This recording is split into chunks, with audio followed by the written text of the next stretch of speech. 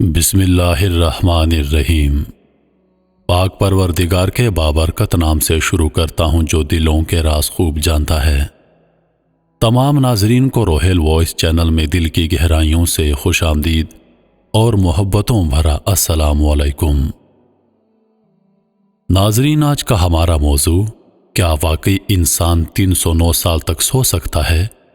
اصحاب کہف کے واقعے کی سائنسی چھان بین۔ اصحاب کہف کا مکمل واقعہ ہمارے چینل پر موجود ہے، لیکن آج کی اس ویڈیو میں ہم جانیں گے کہ کیسے انسان آخر 309 سال تک سو سکتا ہے، اس کی سائنسی وجوہات کیا ہیں، سائنس کیا کہتی ہے۔ آئیے بڑھتے ہیں۔ محترم عزیز دوستو، ہائبرنیشن ایک ایسا عمل ہے جس کے ذریعے دنیا کے تقریباً 2000 مختلف جاندار موسم کی سختیوں، خوراک کی کمی اور موت کے خوف سے بچنے کے لیے لمبی تان کر سو جاتے ہیں۔ ان کے خلیوں میں موجود جن اس طرح کے خوف و خطرات سے آگاہ ہو جاتے ہیں اور ان پر ایک لمبی نیند تان دیتے ہیں جسے ہائبرنیشن کہتے ہیں۔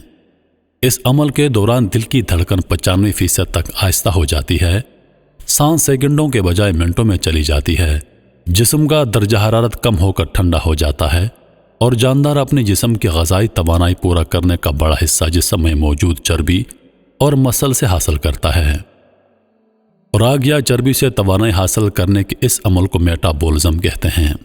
اس طرح کل ملا کر آپ یہ کہہ سکتے ہیں کہ ہائبرنیشن کے دوران کسی زندہ چیز کا میٹابولزم انتہائی سست ہو جاتا ہے۔ ہائبرنیشن کرنے والے جانوروں میں کئی چوہے، چمگادڑ، گلیری، لنگوروں کی کئی نسلیں، کچھ پرندے، سانپ، کیڑے اور کئی ریچھ شامل ہیں۔ ہائبرنیشن والے جانور جی بھر کے کھاتے ہیں تاکہ موٹے ہو کر اندر چربی بنا لیں جو ہائبرنیشن میں توانائی دے گی۔ ہائبرنیشن سے کچھ مہینوں بعد باہر آنے پر جانداروں کو زور کی بھوک لگتی ہے اور وہ پہلا کام شکار کا تلاش کرنا شروع کر دیتے ہیں۔ عام طور پر ہائبرنیشن سردیوں سے بچنے کے لیے ہوتی ہے اور اس موسم میں شکار بھی کم ہو جاتا ہے۔ اس لیے آج تک سب سے لمبی ہائبرنیشن ایک چمگادڑ کی ہے جو 344 دن یعنی تقریباً 1 سال تک بنا کھائے پیے سوئی رہی۔ سائنس یہ بھی ثابت کرتی ہے کہ ٹیلومیرز، جو کہ ڈی این اے کے ٹکڑے ہیں اور سیل کے کروموسومز کے کناروں پر ہوتے ہیں، وہ سیل کی ہر تقسیم کے وقت کم ہو جاتے ہیں اور ان کی تعداد کو لیبارٹری میں ٹیسٹ کر کے کسی جاندار کی باقی ماندہ زندگی کا اندازہ لگایا جاتا ہے، لیکن ہائبرنیشن کے دوران ان کو انتہائی کم رفتار سے کم ہوتے دیکھا گیا ہے۔ اس ساری بات کو آسان لفظوں میں کہیں تو ہائبرنیشن کے دوران جانور کی عمر بڑھنا تقریباً رک جاتی ہے۔ ہالی ووڈ کی ایک فلم جس کا نام دی پیسنجر ہے، فلم کی سٹوری کا مختصر تھیم یہ ہے کہ 5000 لوگوں اور 258 اسپیس شپ کے مزدوروں پر مشتمل ایک گروہ ایک نئے سیارے ہومسٹیڈ 2 پر جا رہا ہے۔ سیارہ چونکہ زمین سے 120 نوری سال پر واقع ہے، اس لیے انسان کا اپنی نارمل زندگی میں جس میں وہ بمشکل 70 سے 80 سال طبی عمر پاتا ہے جانا مشکل ہے۔ اس کے لیے سائنسدان ایسے تابوت تیار کرتے ہیں جس میں ہر شخص کو ہائبرنیٹ کر دیا جاتا ہے تاکہ اس کی عمر انتہا درجے کی آہستہ ہو جائے اور یہ 120 سال کا عرصہ گزار جائے اور وہ نئے سیارے پر ایک نئی زندگی کے ساتھ اتریں۔ لیکن ان میں سے ایک شخص کسی خرابی کی وجہ سے جاگ جاتا ہے اور اسے پتہ چلتا ہے کہ ابھی نئے سیارے پر پہنچنے کے لیے 80 سال مزید پڑے ہوئے ہیں۔ تو یہاں سے فلم اس کے دوبارہ ہائبرنیٹ ہونے کی جدوجہد پر شروع ہوتی ہے۔ اب ذرا قرآن پاک کی سورۃ کہف کے ان چند جملوں پر غور کریں جن کا ترجمہ ہے، تو ہم نے غار میں کئی سالوں تک ان کے کانوں پر نیند کا پردہ ڈالے رکھا، اور جب سورج نکلے تو تم دیکھو کہ وہ ان کی غار کی داہنی طرف سمٹ جائے، اور جب غروب ہو تو بائیں طرف کترا جائے، اور وہ اس کے میدان میں تھے۔ یہ خدا کی نشانیوں میں سے ہیں، اور تم ان کا خیال کرو کہ جاگ رہے ہیں حالانکہ وہ سو رہے ہیں، اور ہم ان کو دائیں اور بائیں کروٹ بدلاتے تھے، اور ان کا کتا چوکھٹ پر دونوں ہاتھ پھیلائے ہوئے تھا۔ اگر تم ان کو جھانک کر دیکھتے تو پیٹھ پھیر کر بھاگ جاتے اور دہشت میں آ جاتے، اور اس طرح ہم نے انہیں اٹھایا تاکہ آپس میں ایک دوسرے سے دریافت کریں۔ ایک کہنے والے نے کہا، تم یہاں کتنی مدت رہے ہو؟ انہوں نے کہا، 1 دن یا اس سے بھی کم۔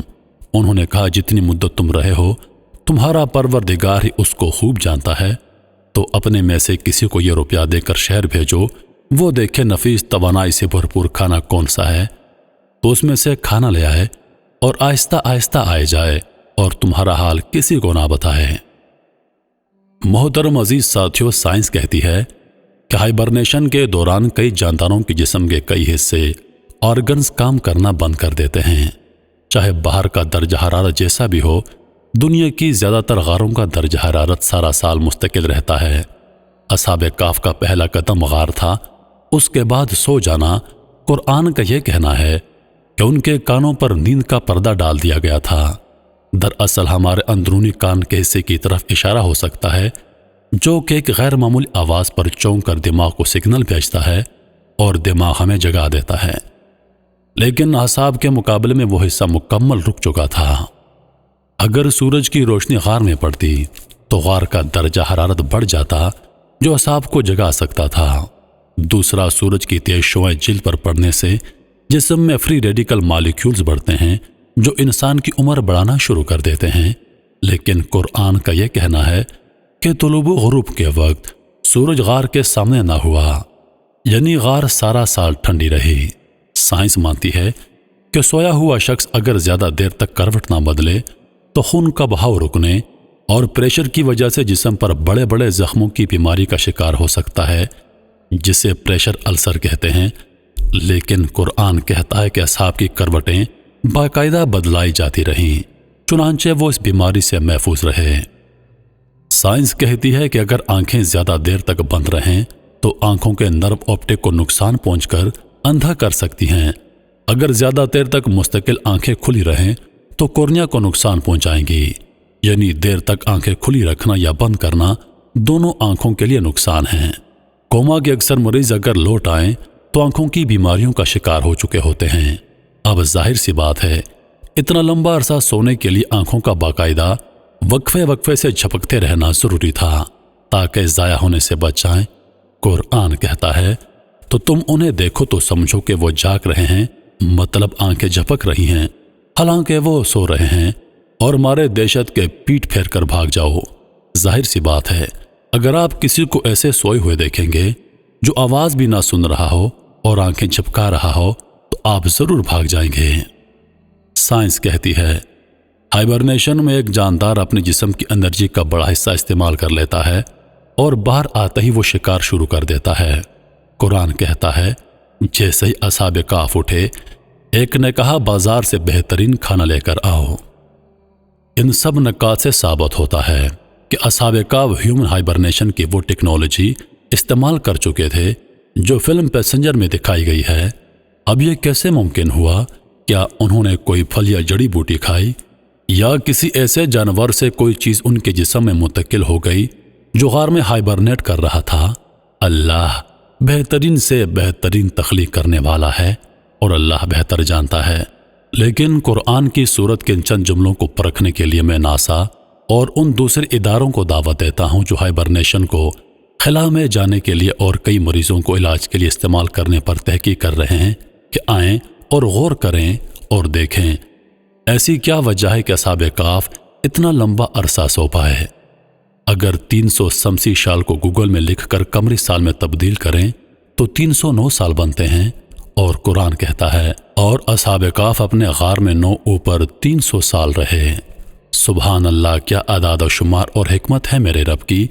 یہ چند نوجوان تھے، باقی پوری سلطنت گمراہ اور بادشاہ ظالم تھا جو انہیں پتھر مار کر مارنا چاہتے تھے، لیکن جب ان نوجوانوں نے رب پر بھروسہ کیا تو ان کے لیے راہ نکالی اور ہمارے لیے اس میں ایک سبق چھوڑ دیا۔ محترم عزیز دوستو، اصحاب کہف کا مکمل واقعہ ہمارے چینل پر موجود ہے۔ آپ تمام دوستوں سے گزارش ہے کہ ایک مرتبہ وہ ضرور دیکھیے گا۔